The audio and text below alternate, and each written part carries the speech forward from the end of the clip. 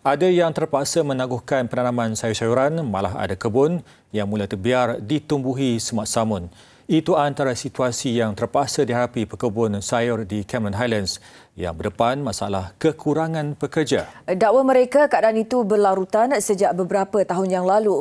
Namun situasi ketika ini dianggap paling meruncing sehingga menjejaskan separuh daripada pengeluaran sayur di kawasan itu. Terkenal sebagai pusat pengeluar sayur-sayuran tanah tinggi, hasil pertanian Cameron Highlands turut dieksport ke luar negara. Namun masalah kekurangan pekerja yang kritikal dihadapi sektor pertanian di tanah tinggi boleh menjejaskan status itu. Nadri Osman yang ditemui di kebun sayurnya di Tanah Rata antara pekebun yang terkesan dengan situasi itu. Petani berusia 60 tahun ini juga turut mempunyai kebun di Lembah Bertam seluas 3.6 hektar. Lebih 20 tahun terlibat dalam bidang pertanian di Cameron Highlands. Masalah kekurangan tenaga kerja dakwanya telah berlarutan sejak 4 tahun lalu.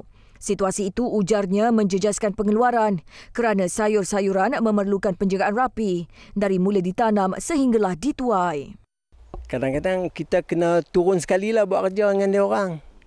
Buat kerja sekali dengan dia orang lah pasal tak cukup, tak ada. Kadang-kadang yang mana tak boleh buat tu kita terpaksa tinggal tempat tu. Kita letak racun dulu, kopi O ke apa ke semua tu kita simpan dulu kat situ. Pekerja tak ada, kalau kita tanam pun tak boleh jaga.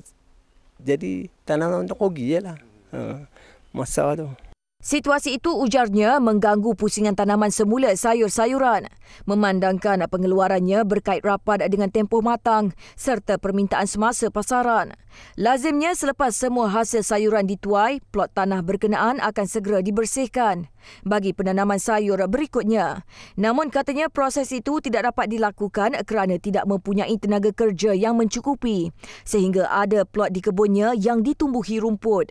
Situasi itu memberi kesan ketara kepada pengurangan hasil pertanian yang dikeluarkan. Kalau dulu kebun saya boleh keluar satu hari dalam tomato apa campur-campur semua sayur lah. Dalam 2-3 tan boleh satu hari. Tapi sekarang lebih kurang 1 tan pun kadang-kadang tak dapat. Pekerja kurang, pekerja tak ada, tanaman tak buat. Semua tak tanaman, tempat kosong banyak.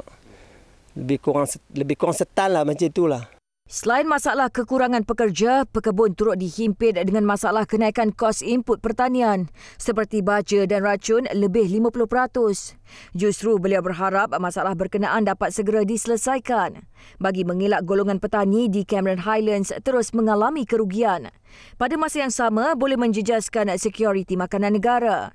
Sebelum ini, Buletin Utama melaporkan Pengerusi Persatuan Pekebun Melayu Cameron Highlands, Datuk Syed Abdul Rahman Syed Abdul Rashid berkata, sekurang-kurangnya 25,000 pekerja warga asing diperlukan di Cameron Highlands bagi memenuhi keperluan pelbagai sektor, khususnya pertanian.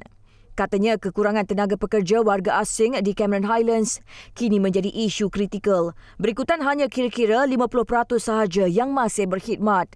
Kesannya harga sayur-sayuran bakal mengalami kenaikan yang ketara.